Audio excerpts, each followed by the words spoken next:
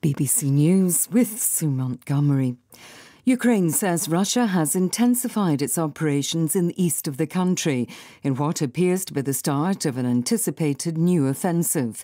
The Secretary of Ukraine's National Security Council said Russian forces had tried to break through defences along almost the entire front line in the Donetsk, Luhansk and Kharkiv regions. This Ukrainian fighter in Donbass insisted his country's fellow soldiers would hold firm. We know that Russian forces are bringing reinforcements into this region, but we're doing everything possible. We are ready to repel the Russian occupiers and prevent the capture of our cities. We will stand to the last and defend our homeland. Earlier on Monday, 9 people died in a Russian bombardment of several cities. 7 were killed in multiple missile strikes in the western city of Lviv, where Russia said it had struck a military logistics centre. The World Bank president says the war in Ukraine, together with the resurgence of COVID in China, has contributed to a drastic reduction in its global growth forecast for this year. David Malpass said the bank's estimate had dropped from 4.1% growth worldwide to 3.2%. Here's our economics correspondent, Jonathan Josephs. Over the course of just 3 months, the World Bank has slashed its forecast for how much the global economy will grow by nearly 1%. That's a big drop and reflects the scale of economic shock the war in Ukraine has caused. It, along with Russia, will be most affected. In surrounding countries, recession is now likely because of Central Asia's dependence on Russia and Eastern Europe's influx of refugees. Poorer countries, many of them in Africa and the Middle East, are likely to see living standards suffer.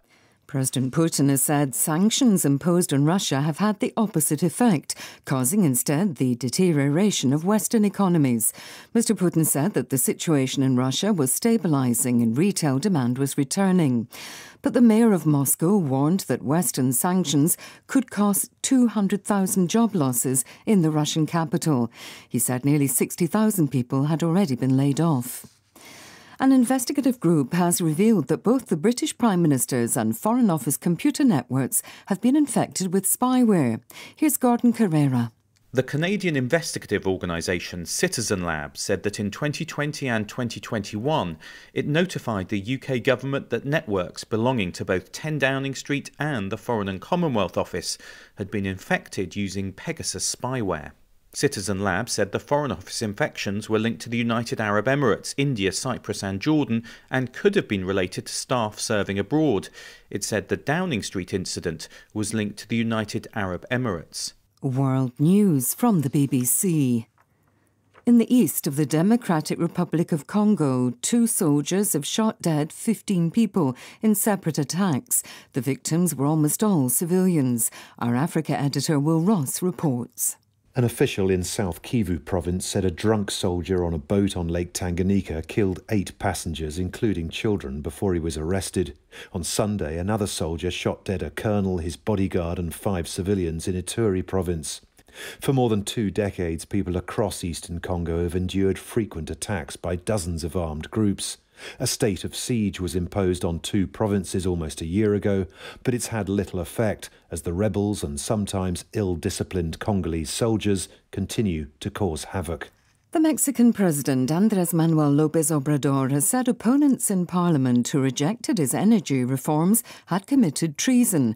The left-wing leader wanted to change the constitution to reverse measures by previous presidents which liberalised Mexico's energy sector. He accused the bill's opponents of defending foreign companies. One of the greatest British classical composers of the 20th century, Harrison Birtwistle, has died aged 87. Our arts correspondent David Sillito reflects on the impact of his complex style of music.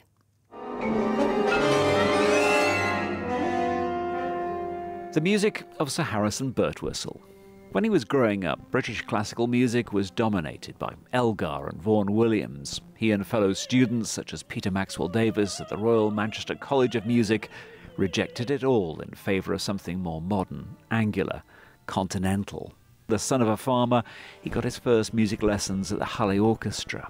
By the end, this rebellious outsider whose creations had seemed strange, difficult, avant-garde, become part of the musical establishment.